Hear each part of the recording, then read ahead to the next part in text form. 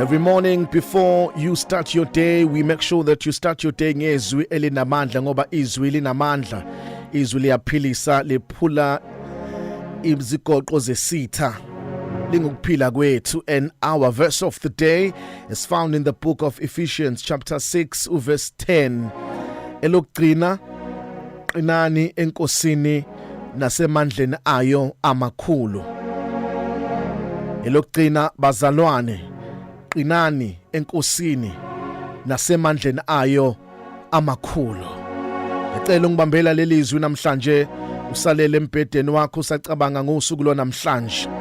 Ngiyacela ungibambela lelizwi namhlanje, usareflecta ngezinto ezenzakalile empilweni yakho kusukela lo nyaka uqalile.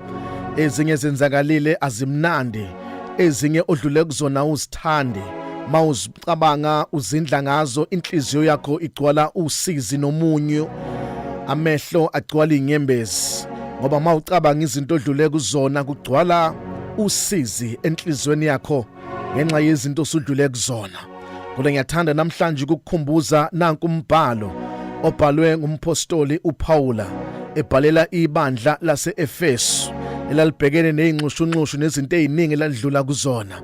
Uthi bazalwane bami enkosini, ngiyacela ningibambelela amazwi ezintweni zonke sengikhulume kini, nezinto zonke nginitshele zona, nezinto zonke nidlula kuzona ezikhalisayo neziqeda iculo enhlizweni, neziqeda umthandazo emphefumulweni. Ngicela ningenzelele into qinani enkosini nasemandleni ayo amakhulu. Hayi ukuthi izima zifike ziyafika, kodwa zithi mayifika bese nenza isiqinisekiso ukuthi niya enkosini. Manifike enkosini nifike nime khona, nakhiwe khona, bese niyaqina enkosini. Noma zehla inyembezi. Khona omunye ngikhuluma naye namhlanje ulele embhedeni akaphathekile emzimbeni. Usezame onke ama-medication nama-treatment, kodwa isifo asiphele emzimbeni. Cela ukukutshela namhlanje, qina enkosini nasemandleni ayo amakhulu.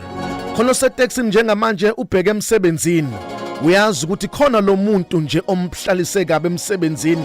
Omunye usencamela nanokuyeka umsebenzi eyohlala ekhaya, kodwa ucabangela izingane zakhe uthi izodlana izingane zamanga ushelo umsebenzi. Ubheke khona amehlo agcwele inyembezi. Nkosi yabona, ngiyacela uqine enkosini nasemandleni ayo amakhulu. Ngeke kuphelele lapho, khona inkosi ezokwenza.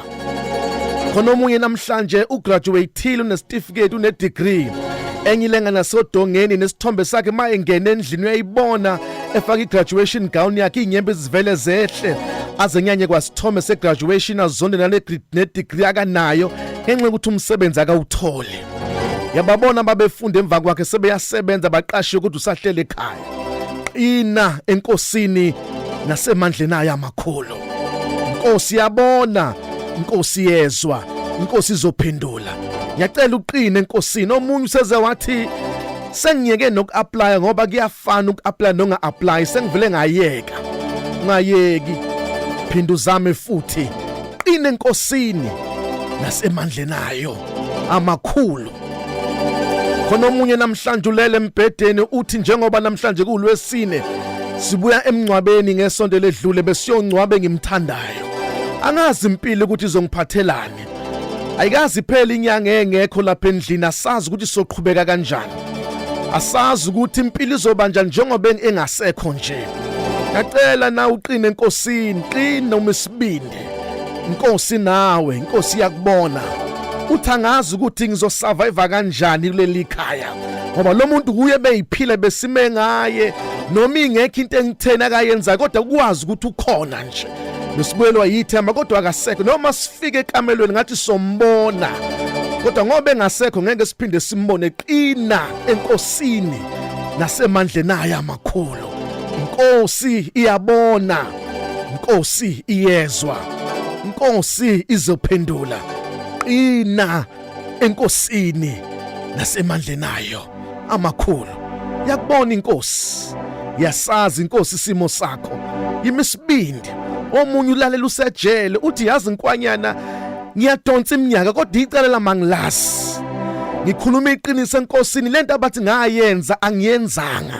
Kodwa inkantolo ingigwebile ngisejele kuyimanje, kodwa angilenzanga lento abathi ngayenza. Qine enkosini nasemandleni ayo amakhulu. Qina, Nkosi yabona, Nkosi yezwa, Nkosi izwile.